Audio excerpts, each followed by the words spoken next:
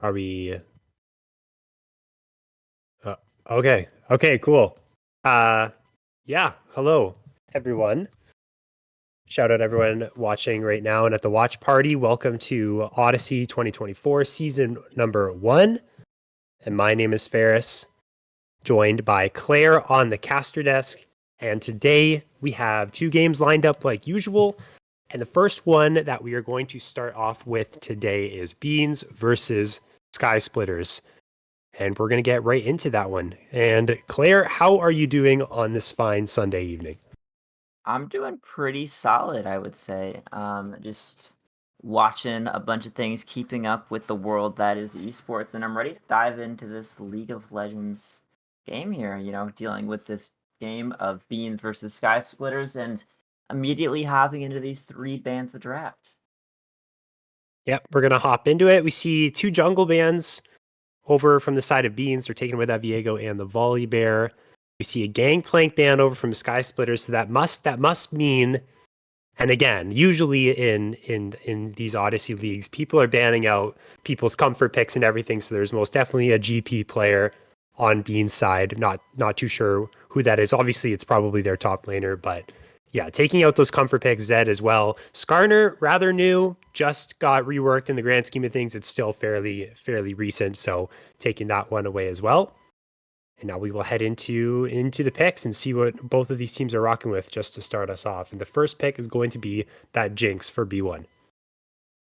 A Jinx to come out, which is kind of interesting because usually you don't see just a first pick of the ADC too much. Usually it's something a little bit more like maneuverable around the map, like a jungle pick that could be flex support or topper, something like that. But Caitlyn, just to follow that up and just completely proving my theory of draft completely wrong. But yeah, it should be a pretty chill phase from what we're seeing so far.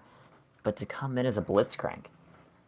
Yeah, so Blitzcrank it's hit or miss really in the champion's nature, in the champion's abilities. You either hit the grab or you don't. So that can lead to bloody lanes. It can lead to really boring lanes if Blitzcrank's not hitting any abilities.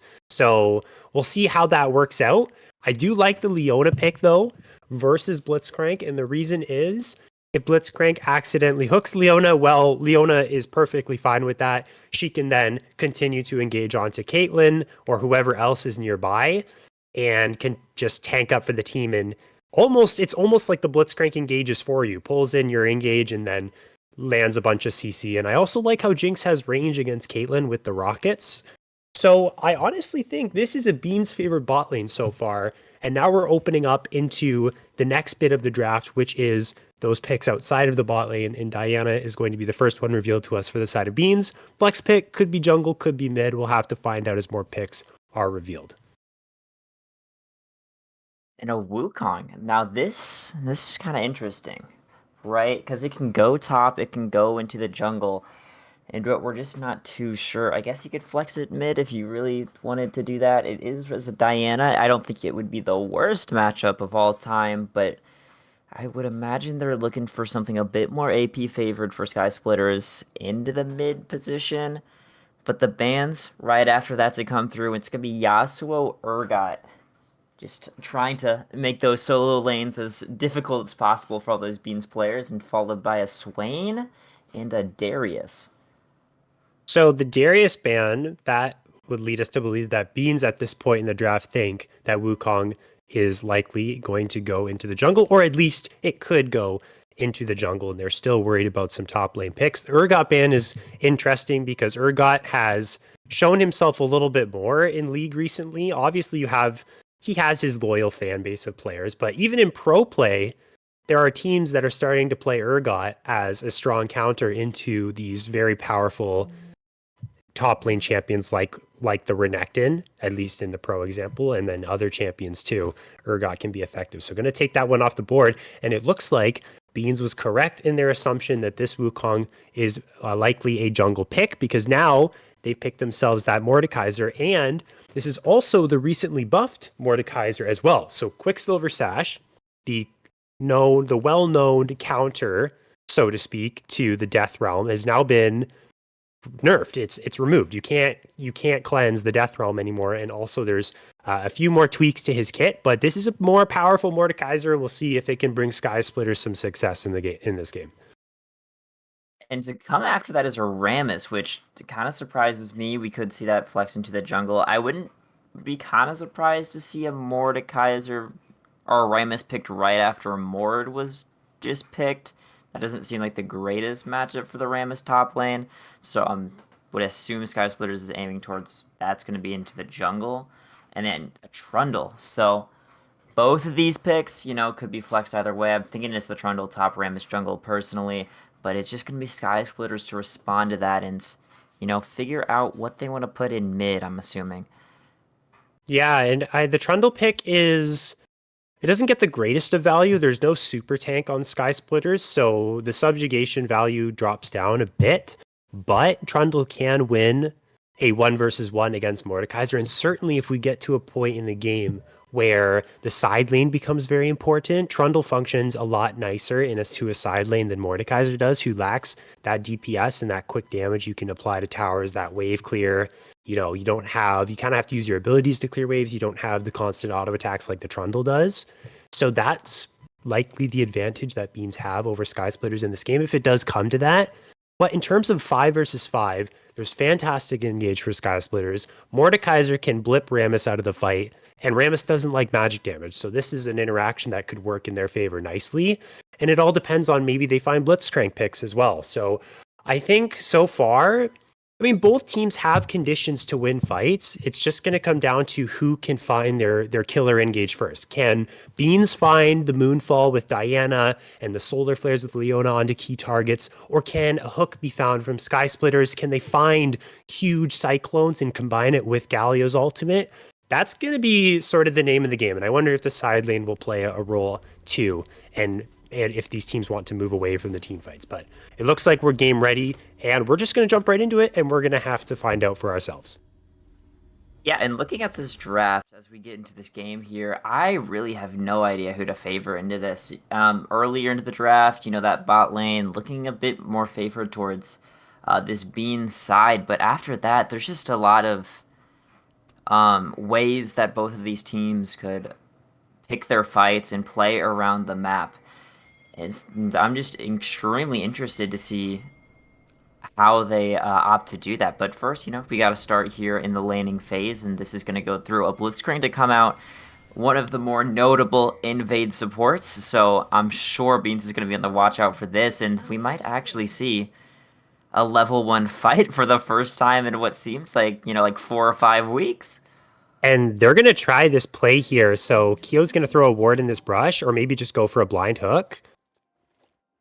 And sometimes you can catch someone in the tri-brush doing this, and you usually do get a free kill or at the very least a flash. But they haven't found anyone. The stack is going to come through for Beans. This is your standard Blitzcrank counterplay. You have to decide when you play against a Blitzcrank, they're likely going to invade. You think to yourself, okay, we can 5-point, but that's risky. We can stack if we think we can win with the element of surprise and the strength of our level 1, or we can just concede and drop some wards and then hide at our towers. So it seemed Beans took the stack route, but nobody home for Sky Splitters. I like the call from Sky Splitters to not go for the invade. If you can't find something, it looks like Kyo's half on the mana bar, so didn't throw out any hooks. Best not to venture out into the jungle where they might be stacked, and just let's not coin flip the game off rip. So I like Sky Splitters' decision there to just take the chill pill, leash your jungler, and start the game on an even foot. Smart decision. And, we do see that in almost every one of these games. Just, a team maybe like peering over, seeing if they can get any value level 1, but usually kind of just fizzles out. And people go their separate ways, whether it's to top lane, whether, going back to mid. But I would expect this Blitzcrank to be pretty aggressive, looking for hooks onto this Jinx, if possible. But, just if you play behind this Leona, it's going to be quite a difficult task. Yeah, it will. And that's something that Aya needs to look for, is just stand in front of Anna and make sure that she's safe from the rocket grabs. Phaser hits level 2 first in the top side. Mangalorean actually used the Ghost. So getting some summoners out early And that will help Phaser find maybe a solo kill angle later on if they can find one in that period where the Ghost is down. That's an advantage that Trundle has over the Ghostless Mordekaiser, who has the Flash instead. But we see push in the bot lane, Guilty Free Soul on the Caitlyn. That's usually where you get your advantage when you play this champion, get tower plates, and it's also easier for Blitzcrank to hook under tower when there's no minions. Going to look for one right now, just going to miss out on that one. And once you miss that, your pressure really diminishes, so they're going to have to wait for that cooldown to come back. We see both junglers in the top side. This could be, in the future, Theo heading up to the top side to try and punish Phaser, and there could be a counter gank, but we'll have to see in the coming moments. Yeah, both these junglers just opting to full clear for the early part of the game. The Galio getting some pretty good trades into the Diana, but both of these champs in the mid lane kind of rely pretty heavily off of their like all-in potential and just like landing pretty burst-heavy abilities. And something that I'm not too used to seeing. Usually, you see control mages just firing off their spells from, under their turret, but this is a more brawly mage style mid lane, which is going to be extremely interesting to keep our eyes on. And this Wukong trying to get a ward down in that topside jungle, see if they can catch this Rammus off guard while the scuttle is being done. I'm not too sure if that's going to go in the way of this. Looks like it's going to be a smite fight. They're moving around in the mid lane near each other. As we see a zap land. A hook lands onto Jinx, but Guilty Free Soul is not quite there to follow it up. And now in goes Haya. The Chompers aren't going to find the root, but the Ignite goes down. Anna is half HP, but so is Guilty Free Soul. And now they're turning their attention over to Keo, who has to run for the hills. The zap will land, but we also have a fight in the mid lane. Theo's going to be taunted up, taking lots of damage. Thrasher going to look to try and find that last little bit. And I think the red buff finishes it off, so Wukong will claim first blood. The bot lane fight didn't result in any kills. Some summoners were burned, but it's Sky Splitters with the advantage in the jungle, plus a double crowd for them. So great start in regards of the jungle right now for Sky Splitters. I can't imagine it's a comfortable position, but getting to that point a little bit later, is just that brawl in the top side. Playing in this bot lane as Anna Gamer Girl is going to be so tough. This Blitzcrank to go in, and here's the Wukong here we to come go. and finish kill. That's the kill down. Thrasher will pick that one up. Second kill of the game. Make it third kill of the game. Excellent hook from Keo to pull in Haya back. And now they have themselves an even bigger advantage than they had before. It was Thrasher channeling the recall, but then Anna and Haya, they got a bit too comfortable there in the bot lane, and Keo was there to punish. Yeah, Anna Gamer Girl, you just got to watch out for everything. You can't get poked down by this Caitlyn. You got to always watch out for those Blitzcrank hooks. And you really aren't strong enough to kind of duel that team quite yet. So you really just have to rely on just staying alive, trying to scale a little bit later into the mid game. Then you can really feel a bit more confident in the ability, but it's just a rough time, I'm sure. But this skirmish that we see in mid, I don't think it's going to result into anything, but just some damage numbers on both these sides here. Mordekaiser is level 6. Having that ult can bring anybody into the domain if they get a bit too close. And Trundle might be that first target. And Phaser's been having an excellent time top lane for this moment, at least pre-6. We'll see if anything changes once Magdalorian gets access to subjugation at level 6. But right now it's Mordekaiser running this top lane. And we do see a dragon start now for Thrasher.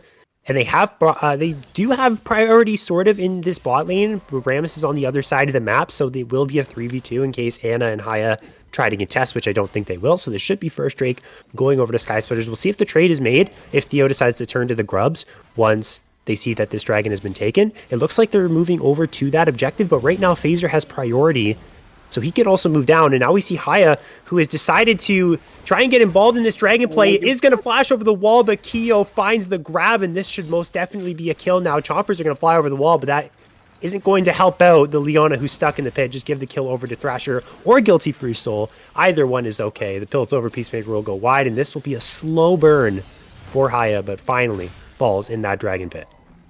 And Phaser taking 2 turret shots. This Trundle could chase you back, but doesn't have too much mana, so probably not going to go for it. Unless you get too close. This Rammus hanging around this top side, so maybe they could try to jump onto this Mordekaiser, but just the way that Phaser's been playing this, being able to zone Mandalorian off of this wave and, successfully get an entire level ahead of them, like 7 minutes into the game is so tough for Mandalorian. And look at this bot play now. So Haya believes Guilty Free Souls by himself, but now 2 people make it 3 now with the addition of the Galio ultimate. And Kyo is tanking up the tower, will drop and give Anna a kill, but it's still a 2-for-1 and missed out CS by the Jinx. Also tower plates going over. This is a massive play for Sky Splitters. Great usage of their global ultimates to make these plays happen. And now you can see a massive advantage going over to Sky Splitter's bot lane, 60 farm to 37, 2 tower plates, 2 kills. This is the kind of lead you need to pull off a pick like Caitlyn, and they are doing it really well so far and are taking control fully of this early game. And Keo is just having such a great game on the Blitzcrank as well, putting the body on the line, and that's exactly what you need to do, especially if you're going to be that turret dive. You are the person whose life really doesn't matter that much if you're playing the Blitzcrank. You got to get in there, stun them up, hit some hooks, and if you go down, it's just kind of for the cause. It doesn't really stop the pressure around the map, and especially if you get both those picks, it's just such a great trade to go around that. And just being up into this top side, it's Mandalorian still. Every time we look up here, it's like you're at least on a quarter HP, maybe a little bit less. Yeah. And it's just not looking great up there, or really anywhere for that matter. Your 4K gold down, or like 3.5. It's tough. It's tough, and Mordekaiser actually, the grab's actually going to land. Will you go for the solo kill? Mandalorian is very low, doesn't have flash, right? And so does Phaser has flash. This should be a kill. This should be a Q flash. There you go. Phaser with the solo kill, and Mordekaiser does extremely well into champions like Trundle, like Jax, who are melee and have to walk up to the waves to hit, and he can harass with Q. That's exactly what's happening to Mandalorian in this lane, and Mordekaiser is just having a field day with it. It's hard to pick Trundle into champions that aren't just tanks. That's where Trundle top excels. So you can see the struggle that a Trundle has playing against a champion like Mordekaiser, which doesn't really fit the bill for a Trundle top. These are the problems that you can run into. So we'll see how they try and remedy this if they can. It's a 5,000 gold lead right now for Sky Splitters. They are running it, and look at Kyo, not running it down, but they are running the show here. That's what I meant to say. They're running the and Kyo is just zoning them away from the minions. Yeah, not running it down, but running the show.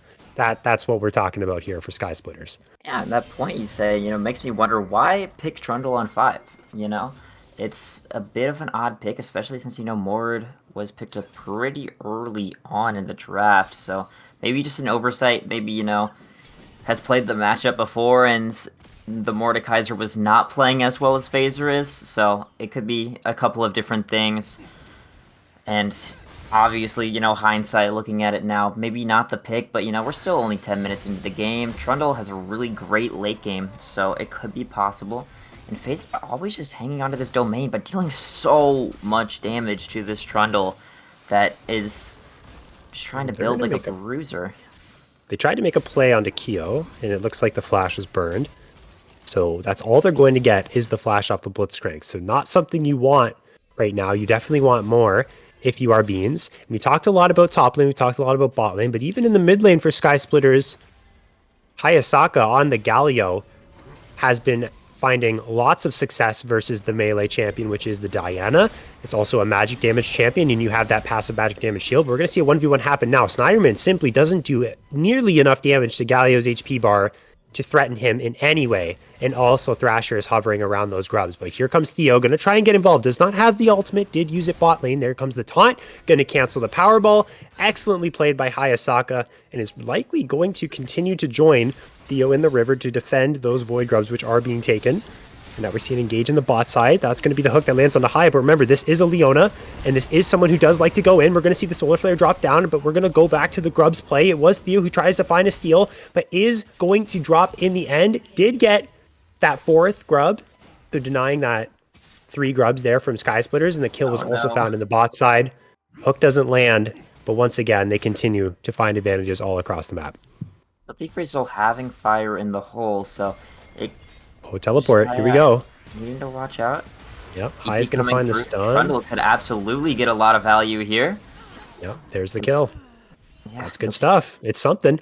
And they could look to Kyo as well here. Snyderman wants to find it. Remember, no Moonfall because it was used earlier. Subjugation is going to come down, but it's not enough damage for Mandalorian to find that kill. And they are losing a lot topside. There's going to be plates taken. Theo's here to make sure that it's not all the free resources going over to Phaser, but they are stretched thin as they did use that teleport in the bot side. Tough when the only CS lead is on the support. Yeah, and Hayasaka now in trouble. They're going to gank every lane. So Mandalorian is making full use of this TP, saying, I'm ganking bot, I'm ganking mid, I'm looking to try and kill the Blitzcrank, and then I'm going to run up to my lane. I'm making the absolute most out of the teleport. Theo, you got me covered, brother. Just hold it down. I'm coming back. And that's what he did. Unfortunately, not able to find... I actually did find one kill, and that was the shutdown onto the Caitlyn. As Thrasher wants to pick a fight with Haya. Gonna put down some damage, but the Aftershock is there. Not gonna find much. The rocket grab. So close. Ooh, so close. So close. Kyo just waltzing around this bot side of the map, and Anna Gamer Girl trying to step up, help the teammate out, and gets a stun off. Uh-oh. Loose Might lands. There's the Cyclone, and Anna is now in a lot of trouble. Haya's here to help out, but that Aftershock's been expended, so Leona is no longer tanky. The knockup from Galio's ultimate will land, and Hayasaka will help the fellas out to gain their 11th kill of the game at 13 minutes. Make it potentially a 12th. Nice flash from Snyderman, but probably didn't want to burn that summoner spell. Good hook from Kyo over the wall. And Snyderman thinking about, just poking into this Galio, and Snyderman hasn't really been playing too bad, hasn't given over any kills, but it's just everything else is kind of collapsing around, and you've got to be someone to step it up. But Phaser is ult. Should be okay. Yeah, I mean, even without ult, just absolutely slapping him around. That's a solo kill, 2v1. That's the strength of Mordekaiser. Really OP here in this game. Excellent stuff from Phaser. Yeah, Phaser's having a unit up there in the top lane. Going to be able to get this second turret of the game, as bot turret has already fallen. And just so much pressure around the map. We do see these bounties to go up across the map onto these turrets, onto these neutral objectives, but they don't seem that neutral at the moment. It seems that Sky Splitters is just looking incredibly dominant. Almost all the waves are pushed in. You can get on to walk wherever you want at the moment, and Beans has got to be pretty careful about where they step, and even stepping into river is almost overstepping your boundaries, so got to make sure to check twice before you walk into anything. Make sure that, as you can see any members on the map, try your best to track everybody, but you're 10k gold down at 14 minutes. It's a tough task, a tough ask here. I guess on the bright side is you have 4 grubs, so maybe this Trundle later in the game can have some good split pushing power. Oh yeah, that is about as hopeful as you can get there. You're so far behind. This is some slammage right now. 10k gold, like you said, Claire, at the 15-minute mark is incredible. You look at at least just the CS differential in these lanes. It's crazy. Especially top lane.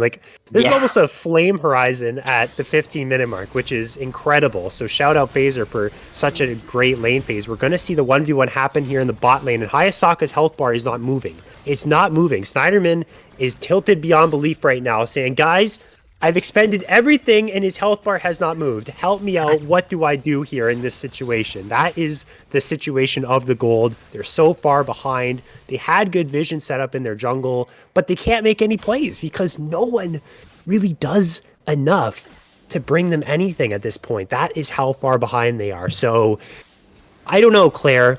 You try and stay optimistic as a caster in this situation. You try and look at both angles for both teams and see how in the world could Beans pull off a comeback. But look at top lane right now. You can't even farm under your turret. They're taking control of mid lane. This is gonna be, if they did come back, this would be the comeback of the millennium. It's that impossible at this point. Yeah, this Galio has 100 magic resist. Diana's not gonna do any damage, which is really all you're building for. And now you're just trying to build as much armor as possible, just be a unit, R in, and you're just never going to die, but it's going to be the Rift Herald to try your best to get out of there. Ganking with Herald, this is big brain. This is extremely smart. I didn't even think about this, but you're in between the turrets right now. If there's a time to get a kill, it's right now. Thrasher overextended, though. The rocket from Anna is going to pick this one up. So having a little bit of fun here. Now Phaser's going to drop too. Is going to find safety inside of the Death Realm for the moment in the 1v1 against Mandalorian. Is he going to win it? It looks like he will not. He will not. I will save myself. I thought it was Phaser to win it, but no, that's 2 kills that go over to Beans. and Sky Splitters are going to find the tier 2 on the other side. But Thrasher, with the Herald play, question marks on that. I'm not sure if he was trying to find the knock-up to initiate a play there and then miss, and it was like, okay, maybe I take it top, but then I run into the wall and get collapsed on. Well, Maybe stuff happens, right? Maybe just Tricky stuff happens turret. when you try and use that Herald.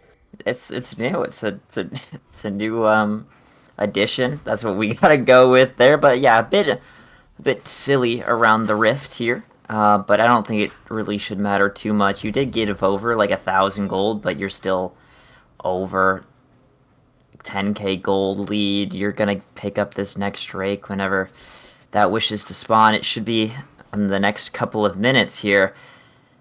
But I mean, if you're Sky Splitters, you really don't need to do anything, right? I mean, you want to continue to get your gold lead, but all you gotta do is just push out these waves and fight the neutral objectives when they show up. Overextending is just how you lose this game, and all of these players should know that. But, I mean, if this Leona's gonna overextend, might as well just try to, get some poke off, maybe cause some problems, maybe make a play, but the overextension could happen here. You still have R if you want to make your grand escape. You still have TP and your summoner spells there as well, so feeling pretty safe there. Galio's got Keo. Okay, I thought Keo was gonna storm in there look for a hook. Looks like they may actually do that. Well, Thrasher's found Theo.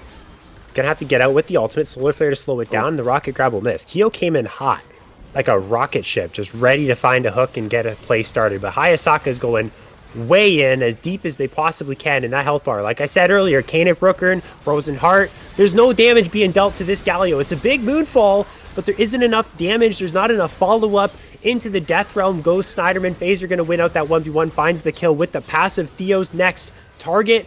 Going to try and flash away. The ace in the hole doesn't quite have enough damage to finish off the kill, but these are the big kills that can lead to the base being cracked open for Sky Splitters, and they can also grab that dragon, which will be that soul point for themselves. Mandalorian now going to try and find this 1v1 kill. Is going to use the subjugation now, so you're going to see the value that Trundle gets against super tanks. This is where Trundle is strong. So against the Galio, Mandalorian functions much better, and Hayasaka is running for the hills. Now Guilty Free Soul here in the backline is going to back him up, and that's an Infinity Edge Caitlyn. So much damage is Guilty Free Soul going to be able to do, and is going to dodge away from the Zenith Blade. Theo is not going to be able to get in range for the taunt. Excellent peel from Hayasaka, who's so low it is going to have to flash away, and now Anna doing good damage with the rockets, but is it going to be enough? Goes back in, does Haya, drops to their doom, and that is going to be, I think, 4 kills. There's the quadra kill. Guilty Free Soul, Machine Gun Caitlyn lighting up the fight from the back line.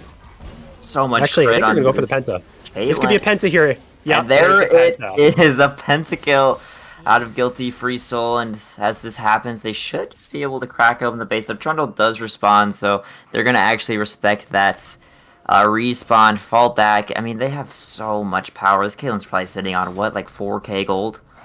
I mean, at this point, it's a generational amount of gold there, and just gonna go back, invest that into some items, and watch that gold slowly stockpile up yet again once they return to slaying people on the rift.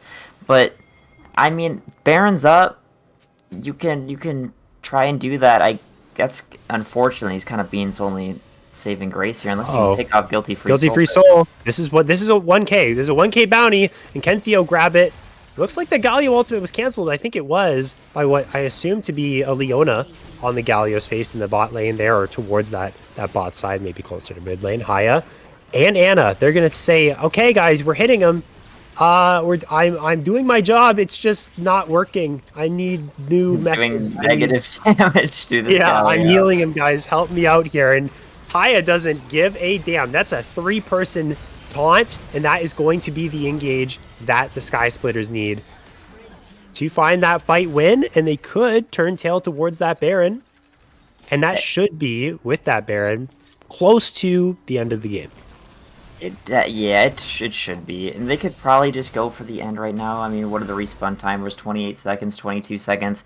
They can at least grab an inhibitor if they would like to do that. Guilty Free Soul, it needs to be dealt with. That's a Caitlyn. That's a Caitlyn solo pushing in the bot lane, but it needs so much attention shown to her, and she hasn't even backed. She's still on 2 items. Yeah. Oh my goodness, I didn't even realize. Yeah. Like, what are you even to do here if you're Beans? You kind of just need to watch and give this push up and just try to clear this wave, but it's just not going to happen. You're playing a bit Yeah. too aggressive and you're going to go down, but There's the final fight. So we're gonna kick it off here. Guilty Free Soul again. Watch this Caitlyn dealing lots of damage in the back line. Has the front line of your dreams. I'm dreaming about this front line tonight as an ADC player. I want this unkillable Galio on my team. I want to be Guilty Free Soul in this game. I'm so very jealous of you. 12-1 Caitlyn. Pentakill.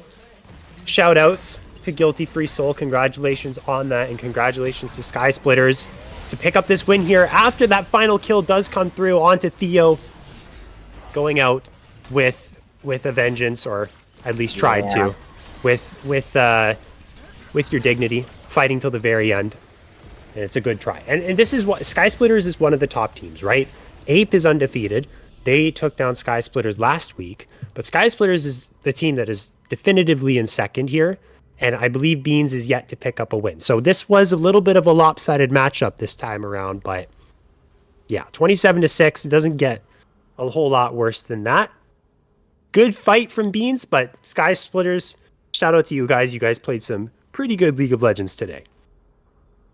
Yeah, Sky Splitters has definitely dominated just all facets of that game. You know, I guess the mid lane was where it was the most even, if you can even call it that, but over like a 120 CS lead in the top lane, a 100 CS lead in the bottom lane. I mean, the Diana tried, but you just don't have that ability to pressure the lanes like the Galio does. So you kind of just lose if your teammates are losing there. But yeah, I mean, it was just a Sky Splitter's dominant performance. Phaser absolutely popping off. Trundle didn't really stand a chance. And, you know, really what more is there to say? It was just everyone. It was just a kind of a team gap there. Yeah, Team Gap, they played well. Statement game from Sky Splitters here for the first game of this week. And we do have one more game coming up following this one. It will be the Essence Thieves taking on the undefeated Ape. And we'll see if their undefeated streak can be taken down or if their undefeated reign will continue at the top of the ladder. So don't go anywhere. We're going to head to a quick break, but we will be right back to bring you that game coming up next.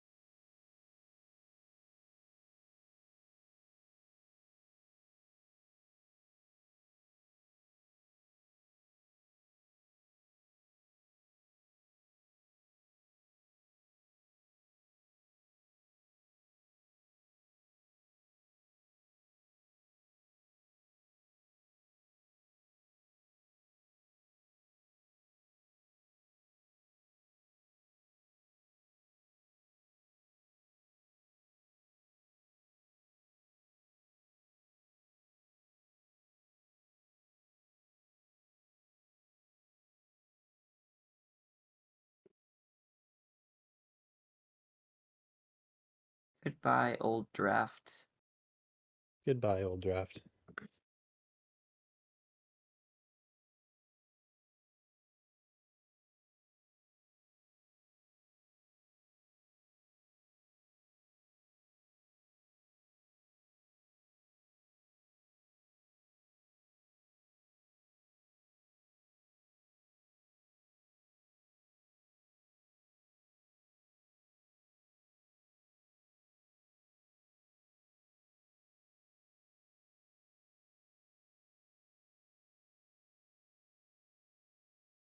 Welcome back, ladies and gentlemen. Odyssey Esports Season 1 2024. We're back with Game 2 of the week. And if you're just joining us, my name is Ferris. I'm joined by Claire on the caster desk today, where we have Essence Thieves taking on the undefeated Ape, a primate experiment, and we will see if their undefeated reign will end here or if it will continue on in their reign of dominance here in the season that we got going for us. So, Claire, I want to ask you, quick prediction. You have 5 seconds or the whole earth explodes. Who's winning this game? Is Ape going to remain undefeated or no? Yes, I think so. I think Ape is All a right. very talented team, and we've seen Essence Thieves in the past. They've looked a little bit weaker than I would say Ape's skill ceiling is. Um, so that's who I got. But we do see the bans here, and Katarina, Camille, and Kane out of the side of Ape, and on Essence Thieves we have Melio, Swain, and Zeri.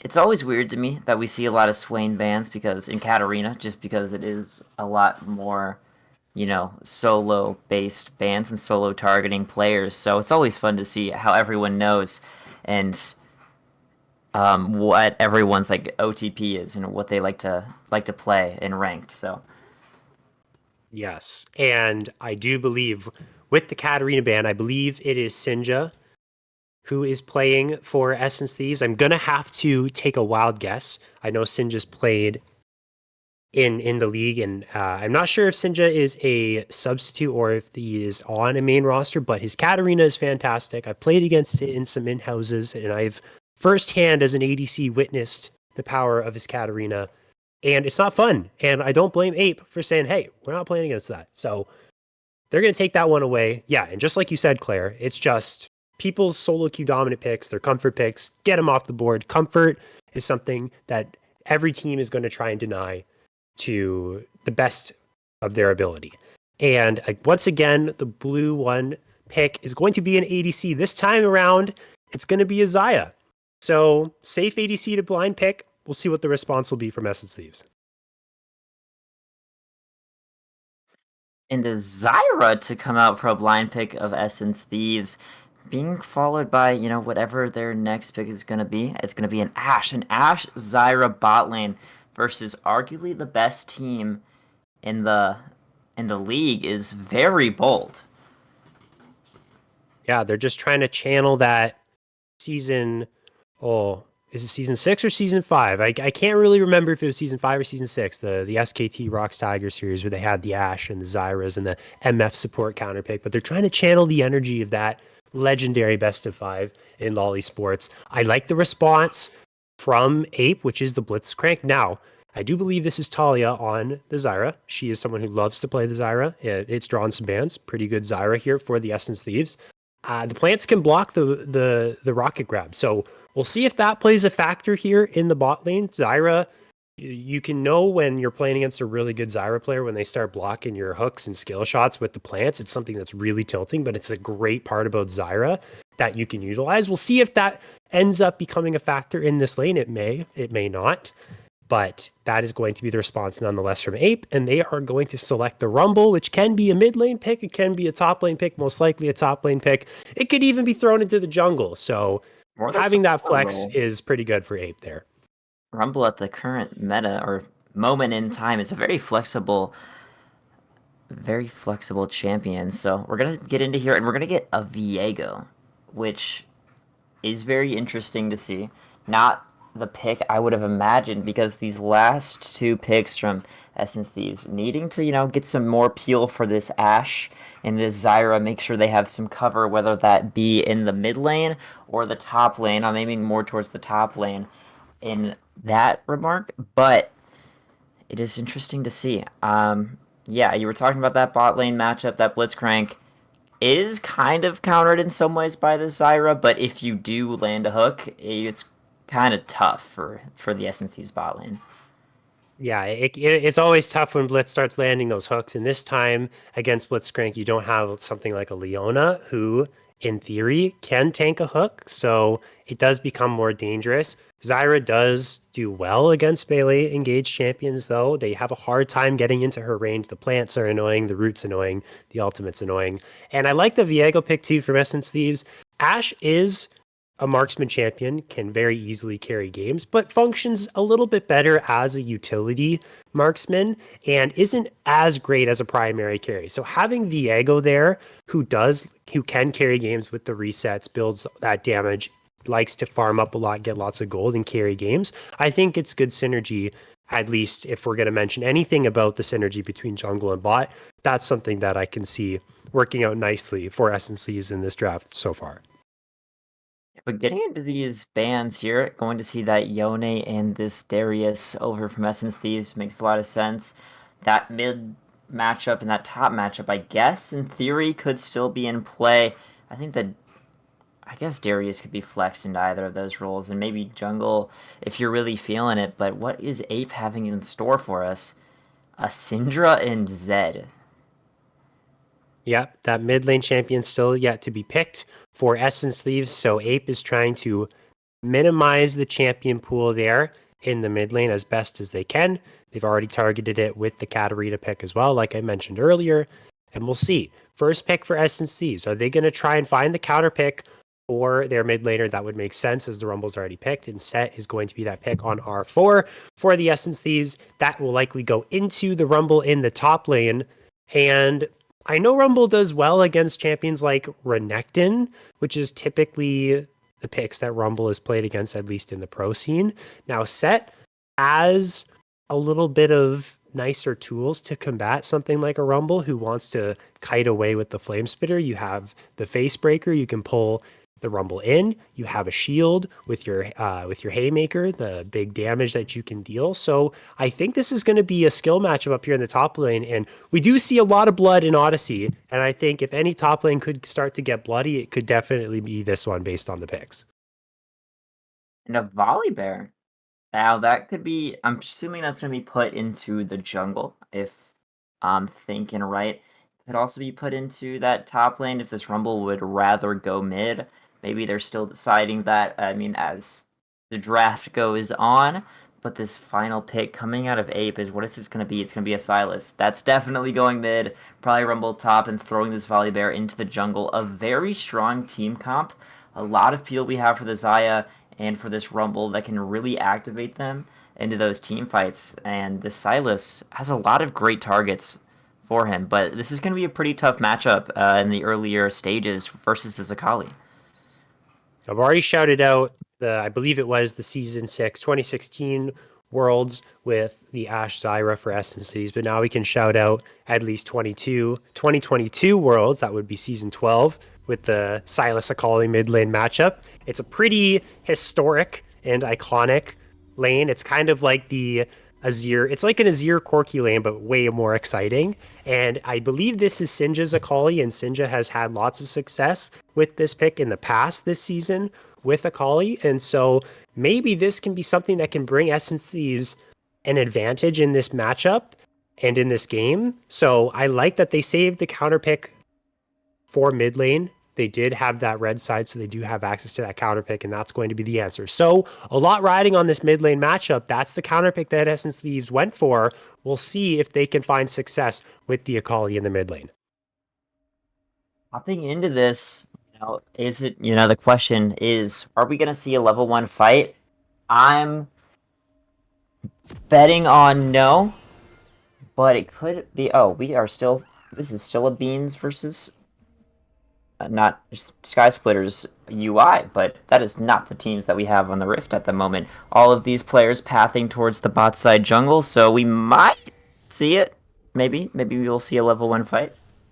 They do have the Blitzcrank, and things get bloody when Blitzcrank's on the Rift in the early minutes of the game. And the stack is going to be the choice. So I talked about the choices you have when you're playing against the Blitzcrank, and Essence Thieves are going to choose the stacking option. So let's look at the minimap here. They are going through with this invade so far. They're not waiting around, they're just going full force. And they're sticking together as a unit.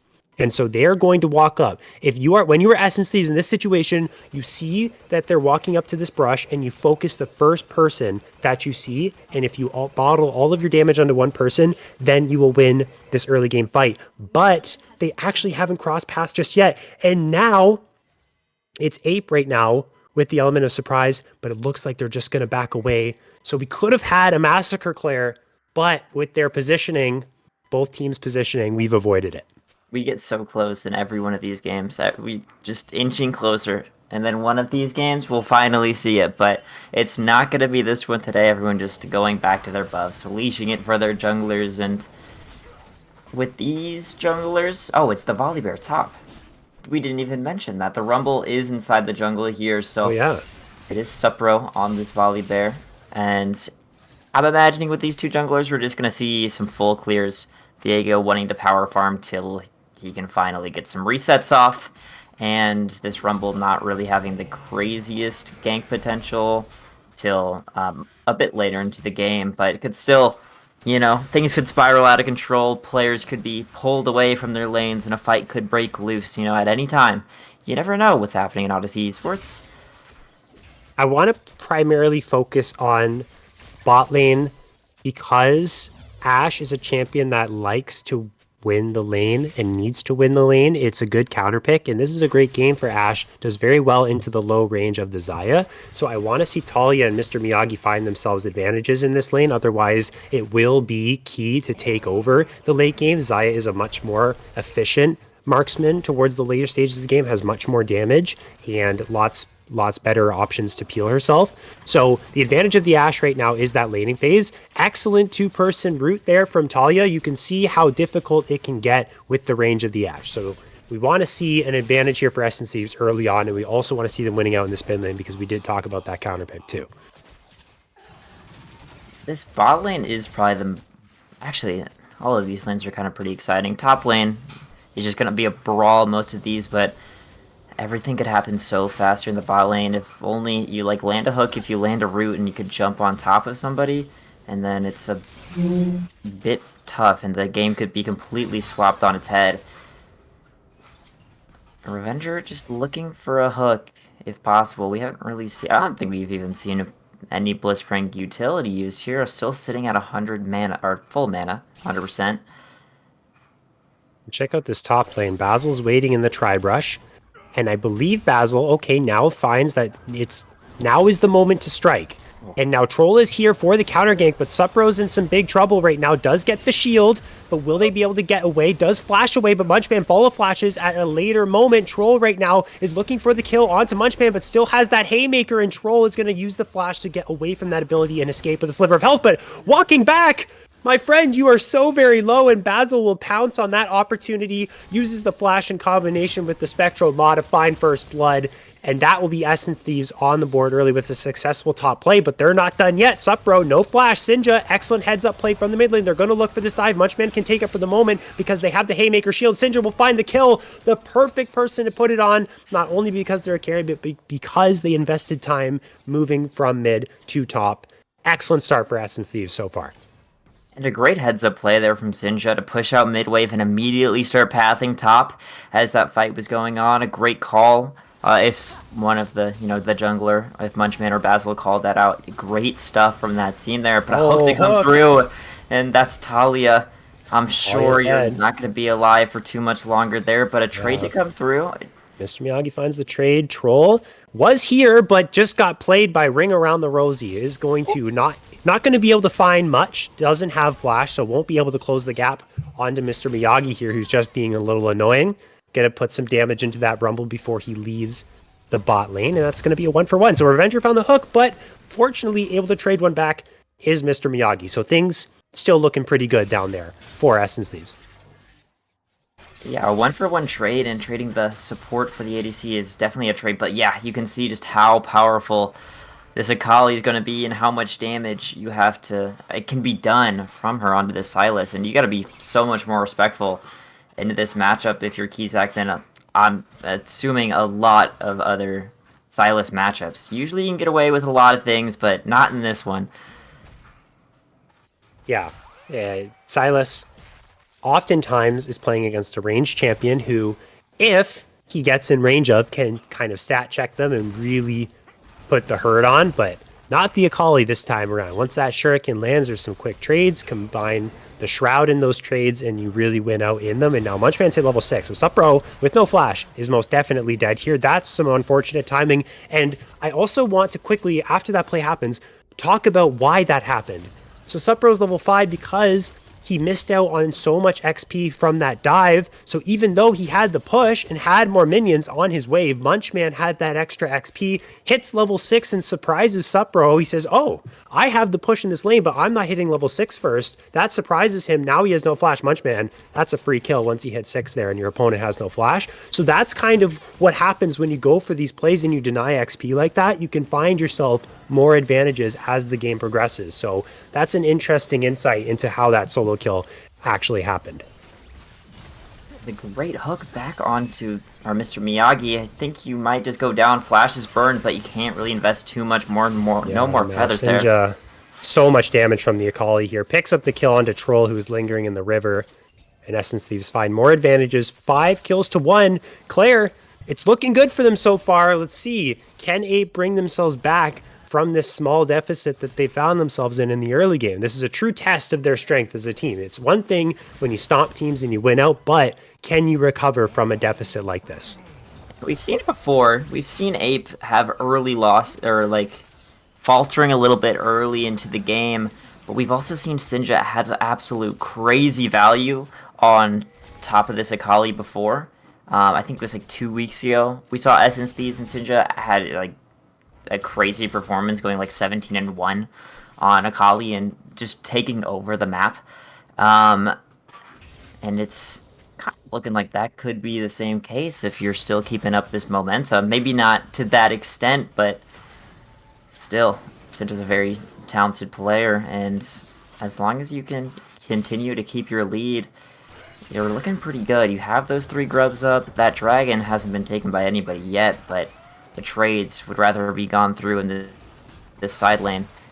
But take a look at Troll entering this jungle, trying to go for a gank at this bot side while this trades up top keeps going down. Yeah, and Supro is getting dangerously low, but so is Munchman, and has now expended that Haymaker and is going to use the Showstopper. But that was really interesting. I'm not sure how the CC was avoided, but Supro, despite losing the solo kills earlier on and being down in gold, finds that solo kill, which is quite impressive. I'm not sure if Munchman just bought those items, but even so, right? Like that's Lucidity Boots winning now in that 1v1. But now we see in the bot lane Sinja getting involved all over the map. Bot lane is now his target. Mr. Miyagi kiting backwards. The Featherstorm will come out from Key, but will not be able to finish off the kill onto Mr. Miyagi. Sinja gets 2 more kills.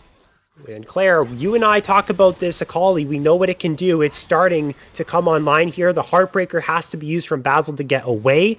Do they have the health and the confidence to pick up this Drake? It doesn't look like they do. Kizak finds the Abduct onto Talia. 2 flashes forward, and that will most definitely secure the kill. Kizak hijacks that enchanted crystal arrow.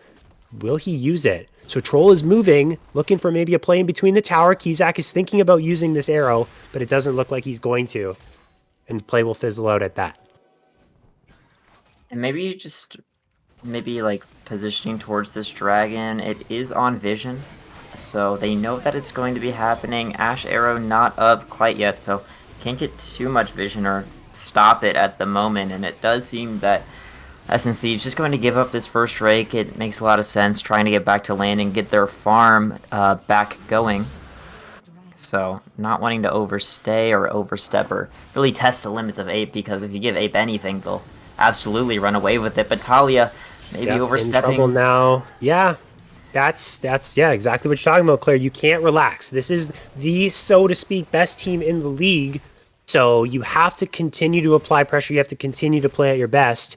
And they're finding openings right now. They find a pick on Natalia. That leaves Mr. Miyagi with nothing. You have to sit at your tower. You have to respect the fact that you're in a 2v1 situation, and that gives more time for this CS lead to build up on Key's side. So they're starting to get right back into this game through their advantages they're finding in the bot side. They're still down in gold, but they also did pick up that Infernal Drake. So it's starting to become a closer and closer game. But the thing, if you are an Essence Thieves fan and you are someone who wants them to win this game, the thing that you have to keep in the back of your mind is Sinja's Akali, still very ahead, does hold on to a 400 gold bounty, which could pose a problem if he drops, but right now, very strong on that champion. Let's look at the minimap. Right now, Troll is being hunted on by 3 different members of Essence Thieves, does not have flash, is going to fall here. Nice pickup in the jungle for Essence Thieves. Goodbye, Troll. And I was a little bit confused there. I saw Basil positioning into that topside jungle, and then as I peered towards the minimap, all 3 members just jumping right on top of Troll, and there you go. Not even safe in your own jungle, so a great pickup there. And as that play's happening, they're on the other side of the map getting those turret platings, and Basil immediately going towards those Void Grubs. So it seems that they're going to be picking up 6, and going to have the maximum amount of, like, the Void Mites that can spawn when you hit a turret. Their split pushing going to be even better, but a great... Revenger! That was an impeccable rocket grab, or whatever its name is, and that would be the correct name, rocket grab. Rolls right off the tongue there. Yeah, there you go. You got it. And you know who else has it? It was Revenger, but Sinja with the teleport is now the one that has it. 5-0 on the Akali. It is now going to use the perfect execution on Troll. Remember, no flash. The no root is going to land, but excellent hook from Revenger is going to pull Sinja away from his target. Going to use the second ultimate, but is not going to find any more damage. Excellent rocket grab. 2 back-to-back excellent rocket grabs from Revenger, using Hex Flash over the wall to find the first kill onto Talia, and then saving his jungler with a second one. So pretty good stuff from the Blitzcrank right there, is the saving grace for Ape down in the spot side. Yeah, this Blitzcrank has absolutely been killing it in the spot side, finding all of the grabs there with the hooks. So needing to keep a lookout for that, because this bot lane is so they just need to watch out, right? Because if either of them get hooked, then you're kind of dead. You don't really have a way out if you're Ashe. Really no movement besides the flash and the ghost, but I don't think that's enough to save you from a Blitzcrank hook then knock up. And same goes for the Zyra, but a trade to come through in the top side. Yeah, we know trades can turn into big things there. And it could happen, but we also see some fighting in the mid lane. It looks like it's just going to be that extended trade. And the one thing I want to note about Essence Thieves' game situation is that they have 6 grubs while only giving away 1 dragon, which is nice. But let's talk about this 2v2 that's happening in the bot side. Camping the brush, using the Hex Flash to their advantage. Mr. Miyagi's trying to put in the damage to Key, is going to flash away, but Key has a flash of his own and will follow it up and find 2 kills for themselves. But Basil's here to try and avenge his fallen teammates. Looking first towards Revenger, who does have that rocket grab, does not pull into tower range. Key does not have Featherstorm, does not have Flash. There's the Heartbreaker to come through, and the transformation will happen. Basil finds a reset, but here's Supro with that teleport and is going to try and finish off this kill. Subsequently, we have a 1v1 at the top part of this fight, and Supro can't quite finish off that kill. Sinja did use the perfect execution, so doesn't have the means to take this fight on. Or does he? No, it looks like he's going to head back to that mid lane. Troll is being interrupted here by Munchman, stopping him from taking this Rift Herald, being a nuisance. This is good stuff. Use your priority. Stop that play from happening. Supro is way over on the bot side as well. And it looks like the play is going to be a 2-for-1 in favor of Ape. And Ape is slowly coming back into this game. It is still Essence Thieves favored, but Sinja, an attempt to come from Troll there to gank the Akali, but just so much movement on that champion that Sinja's Troll, we saw nothing. We saw nothing, Troll. It was, okay. I mean, it was a great try. It was a good try. It was a really good try. It's hard when Akali's in the shroud, right, Claire? Like it can be tricky. You just can't see her. Yeah, she could be exactly. She could be anywhere. But yeah, I mean, we've seen this so many times. I feel like we're constantly looking at these two just punch each other. But both of them having ultimate, so it is going to be favoring this set. Supro should know that, but the wave should come through, and I don't think Munchman needs to stay for too much longer. This wave is extremely far up. It should crash a little bit.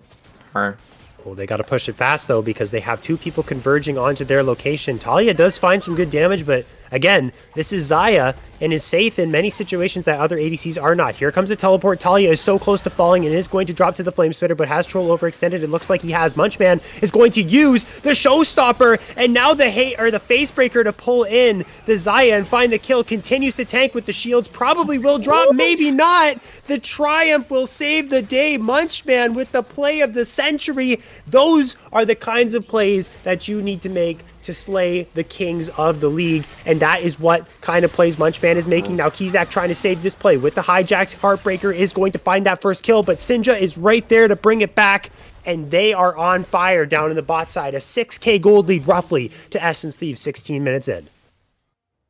And I was talking about how Ape was making a push to come back into this game, but Essence Thieves takes it right out from under him. We're seeing Basil into this mid. You're not strong enough, I think, to fight Supro, but you have some friends to hang out with you here. Oh, and great hook. Silence on Talia, and Supro soars in to get that kill, and Talia is just getting hooked from everywhere. This Revenger, too good with it. Yeah, but even surprised me. It came out of Fog of War or something. My own Fog of War in my peripheral vision. Yeah, Talia being a little bit upset there in chat. As I didn't get to see, darn. I'm sure there'll be a ping here. If this turret does go down, I think that alerts the chat. Maybe it isn't first turret. But yeah, you know, you'll be able to see here shortly, and everyone else that has missed it, apparently it's not. But it's just so tough. Oh, there we go. Yeah, there it is. Racially motivated, what? Not sure if that's the case, but you know, wasn't there. Wasn't in the comms, but I mean, here we are, right? It's still Essence Thieves having a pretty comfortable lead. Both these teams having one Dragon, just needing to use that shot. Talia. You're never going to catch a break. Yeah, I mean, at least it's all going on to Talia. And the bright side, that's only the support. So, it could be a worse target. At least it's not Sinja. Mr. Miyagi could be up next. The tower's going to fall, but so much damage actually went into Key there and had to use the Featherstorm because of it. But we're going to see Munchman this time isn't fighting Supro, is fighting Kizak, who hijacked the ultimate, but simply does no damage to the set. Gonna face tank everything the Silas has to offer and punch him 6 feet into the ground. Solo kill for Munchman up there. And all the meanwhile, Sinja with the Rift Herald is absolutely decimating the bot side. And Basil's counter jungling. Troll's like, hey, where is my red buff? I'm going to check this brush and find a Viego who's taking my red buff and now also taking my life in conjunction with Sinja. They are playing so well. This mid-jungle duo of Essence Thieves, we are very close to seeing Ape fall for the first time in Odyssey Season 1. But it's not over yet. It's still within grasp of Ape to come back from this one, but ETH just needs to continue to make these winning plays. They sure do, and it seems that they're making them pretty easily. Their macro play around the map is looking pretty good. Sinja just being able to split push, kind of no cost to your life, right? You're not really missing anything out. You're always pushing these waves out, making it so much easier for your jungler to make plays like that onto Troll. So it's just always needing to be, you know, one step ahead of this Ape team, and it seems that, or at least Sinja is one step ahead of all of these players, maybe even 2 or 3 steps ahead. 2, 3, 4, maybe an entire staircase. We'll have to find out. Could evolve into that kind of situation. This is a very takeover player. We talked about how important the mid lane matchup was, and Sinja has delivered so far. It's just time to close it out. And I also want to talk about how good I talked about Viego and Ashe working together so that Ashe is more utility and Viego can kind of be that carry. That has been the case, but it's also been the case with Akali as well. Ashe can set up these plays with the Enchanted Crystal Arrow, and the rest of them can go crazy. Now, Sinja finds themselves in a 1v1 against Troll, and this is one that you definitely win. Look at that shuriken damage. It is disgusting. This ninja is taking out everyone on the map that she comes across. Sinja is the one to be feared and takes out the Rumble for the 6th death of the game, and that's the jungler dead. So that means it's Baron time. What will the response be from Ape? You have a lot of good ults. You don't have Arrow on Ashe, but it shouldn't really matter. Zyra has hers, so you should feel pretty safe here. But you gotta watch out. Revenger has got Talia's number, so you can't really be too safe. And it is just gonna be this Baron giving up. Ape realizing, you know what, let's just not go for it. We have better things to be doing with our time at the moment. Dragon's gonna spawn up here in a couple of seconds, so I would assume both these teams making a mad dash down there as bounties come up on the rift. There's no real vision for either of these teams. Revenger wants to do your best to get some, and you gotta feel pretty safe after all of these players just respawned off of Baron. But it's kind of Talia's turn to get this vision, and if I was her at this point in the game, I'd feel pretty terrified to even enter any bushes. You know, Revenger could be there sneaking around, and next thing you know, you're hooked and taken into custody by this team. Yeah, and Munchman is now the target, but wow, that was a lot of damage. They lined up perfectly for that haymaker. Mr. Miyagi's frontlining right now. That's how far ahead they are. Troll will drop, and then into the fray goes the Ashe, but gets hit with the rocket grab. Overheated there. It wasn't the Rumble that overheated, it was the Ashe and got hit with the rocket grab. So it will be a 1-for-1. But the dragon's up, and this will be the second dragon of the game for Essence Thieves. And I wanted to say, Talia's been hooked a lot this game, but at a certain point, Talia is A-okay with that. Maybe not for her own personal enjoyment, but her team's winning the game for her. Like, okay, she gets hooked here, and now she flashes out, but in goes the cavalry. Sinja just absolutely removes Revenger off of Summoner's Rift, off of Runeterra for good, or at least for the next 20 seconds, and the rest will follow suit. So Talia says, hook me all you want because I got the fellas to arrive and back me up and punish you for your sins. And that is exactly what is happening. It's an absolute Essence Thieves takeover. Troll cannot even play the game. Your Zanyas will do nothing but delay the inevitable. Sinja is legendary. 12 kills on this Akali. They will not stop. They want more. They do not care about the towers. They will force every ultimate, every summoner spell away from you. They could push to the end if they really wanted to, if they really felt comfortable enough. And it looks like it could be the case. They're continuing to push these waves. Revenger will find a hook onto Munchman, but there's so much damage from the feathers. The Haymaker will keep him alive for the moment, but the shutdown will come through. The mid lane pressure is being applied, and finally they will back off only after taking almost everything away from Ape. No structures left down in the bot lane for Ape. Mid lane's following suit here, but still hanging on that inhibitor, hanging onto that inhibitor turret, at least for the time being, needing to clear these waves, and hey, Essence Thieves just not wanting to stop there, wanting to take all of your jungle camps. Probably just going to be leashing it for Mr. Miyagi. Just might as well, Ashe, you know, get the Gromp. Get some more gold on the board. I'm curious to see these backs, because a lot of these players haven't backed in a little bit, so probably quite a bit of gold in the bank. Either going to get some components or maybe enough to get an item. But Troll, I mean, that one I can't even blame you for. Just stepping up. Lights out. Look at that damage. Like, that is illegal. That's a volley bear. That looks like an ADC, Claire. They have MR. They have 2 items worth of MR. Like, this is crazy stuff that Sinja is doing. You can ban his Katarina. You can ban the Syndra. I wish he was playing Syndra if I'm Ape at this point, because a Syndra can't do that. Like, a Syndra is good for 1. It can do damage to 1 person, but then she's got cooldowns. But an Akali can do much more. So this has been an absolute statement game from Sinja. It's incredible. And shout out to the rest of the SSC's players too, because they're playing well. Even Talia, man, you're 0-7, but hey, you're taking the hooks for the squad right now. You are walking and crawling so the rest of the team can run. Everyone is doing what they need to do. Everyone's pulling their weight. This is a really great game from the Essence Thieves thus far. Yeah, making space as well. I mean, it might not be, but you're at least you're taking cooldowns, pretty vital cooldowns for Ape to take you down. But still, it's just gonna be them trying to skirmish around here. There's no objectives up. You kind of really all just push this mid wave. You could go up top, but Sinja's already there. So as long as you just play your life, don't overstep your boundaries, don't get hooked by uh, Ravager. So it's just chill, and this Munchman doing sit-ups in mid lane. What else is Yeah, there to do? yeah. You're watching that wave crash. May as well get some work in, right? They're not stepping up to chow you. You're too strong for that, so you may as well get some work in while you can. Talia will summon up the plants, work on her botany skills, and Kizak will take half his HP while trying to step out of his base. You have to realize you can't step out of your base at this point. Yeah, that's against the rules.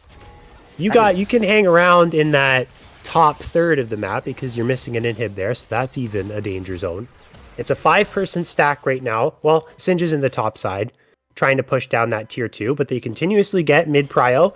And this is what you do when you're this far ahead. They can't step out of their base. They can't do anything that they actually want to do. It is all on your terms. You find the enchanted crystal arrow. Good heads up play for Mr. Miyagi. Talia's on the board, ladies and gentlemen. Not 0-7 any longer. No more goose egg.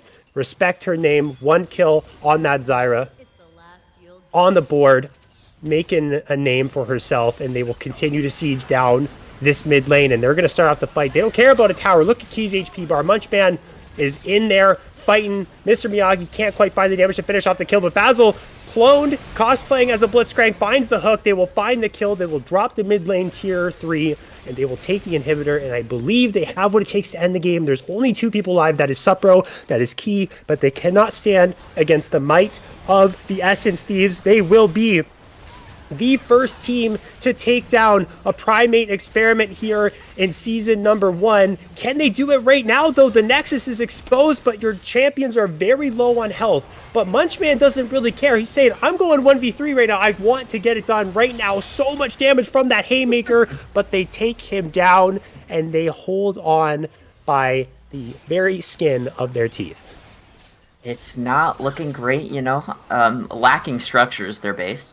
Has looked better in the past, but yeah, given this time, I've had the opportunity to look up just what Sinjo was doing last time we found him on Akali, and it was 15-5 and 12 to close out the game, but dashing into the fountain there at the end, so really 15-4 and 12, and that was looking dominant, right? That was the crazy dominant game from Essence Thieves when they were reversing beans. It was like 42-16, not a close game, but Sinja, 14-0, no deaths yet, and hopefully to keep that rolling. It's just like, I mean, if you're any of these teams, you got to be looking at this and watching this game, and just you need to ban the Sakali. This just can't be allowed. But you also can't let that Katarina through, right? Yeah. This is a very strong player in this league. One of the best that we got in this league. You don't see many show-out performances like this. And yeah, you're singing his praises there, Claire. Doing the research on how well he did in the previous games. Really good Akali player, really good Katarina player. You got to watch out for Sinja. But will he actually drop and ruin the perfect KD? All right, Sinja, you're reported for that. You are reported. Yeah, you ruined the perfect KD. Just before the Nexus explodes, can Munchman do it? Yes, he can. Ape will fall for the first time in Odyssey 2024. And I'm sorry to end on such a terrible note, Sinja, but what the heck, dude? You could have ended it perfect, but you decided to just get in there and die like that. Oh, man. Still, quite the exceptional game from you and the rest of Essence Thieves. And Claire, you were wrong. I was wrong. Good thing you didn't put money on it. I looked like a fool. An absolute loser. Just your dignity was on the line. And that's what matters the most. True. I mean, you didn't bet, so that was a smart play from you. You know what? I didn't bet, though. I should have bet. On the spot. Yeah, you know what? I'm actually kind of a jerk for that, aren't I? Okay. You know what? We're both wrong now. Let's just say I predicted Ape. I probably would have done the exact same, so we're both wrong. How about that? Yeah, but I'll throw myself under the bus, too. Looking into this, it's Essence Thieves to win, and pretty dominantly. Yeah, and maybe the goal difference doesn't look so dominant. It was like only 8k, but the way the way that they were moving around the map, the way that they were getting the value was insanely dominant. Nobody could really challenge what they were doing. And in the last game, we saw them be this dominant. It was Sinja and Mr. Miyagi playing that. Zeri was also having a great time, and that's when Talia was pocketing him with a Yumi. So it's just a completely different story, and it shows just how like versatile a lot of these players can be. Mr. Miyagi knowing to just step back, play that more utility champion on Ash, and just letting that top side go to work and successfully does so. So, I mean, if you're any other team, you got to be looking at Essence and thinking they're extremely scary. They are extremely scary. They have absolutely had a statement game. They have said, okay, you guys are talking too much about Sky Splitters and Ape. It's time for you to start talking about us here. And now, assuming that this was a fluke game from Ape, they are going to recollect and regain for the coming weeks. We have three very strong teams. We saw how dominant Sky Splitters was against Beans earlier today. We have three teams now, if we include Essence Thieves in this bracket after today, that are super strong. So this league is becoming very competitive. We have some very good games ahead of us as the season progresses, I am going to predict. And this was two today. Our stream is now going to come to an end soon, but two very exciting games despite them being pretty dominant. I had lots of fun today casting these games. They were pretty entertaining. They were extremely entertaining, and I'm extremely excited to come into next week, which, it seems quite far, but, Sundays always approach on me way faster than I think they would. But you got to give it to both of these teams. This league and the standings are all switching up, and can only imagine once we get to playoffs, we'll see even crazier games like this. But I think that's going to be it from us today. That is going to be it from us today. You talk about playoffs with this trajectory, it should be these three teams in Orange only fans. We yet to see Beans pick up a win. So maybe they start to have a revitalize in the coming weeks, but we will have to find out when those weeks do approach. For us at Odyssey, that's going to be it for the stream today. A fun one, two really good games. Thank you, Claire, and thank you for myself as well to all the people that were watching today. Shout out the watch party, and thank you for Talia, who has stepped up today to do production in the absence of Drewbert. So thanks so much for that, and we hope to see you in the next weeks. Take care, everyone. Have a good night.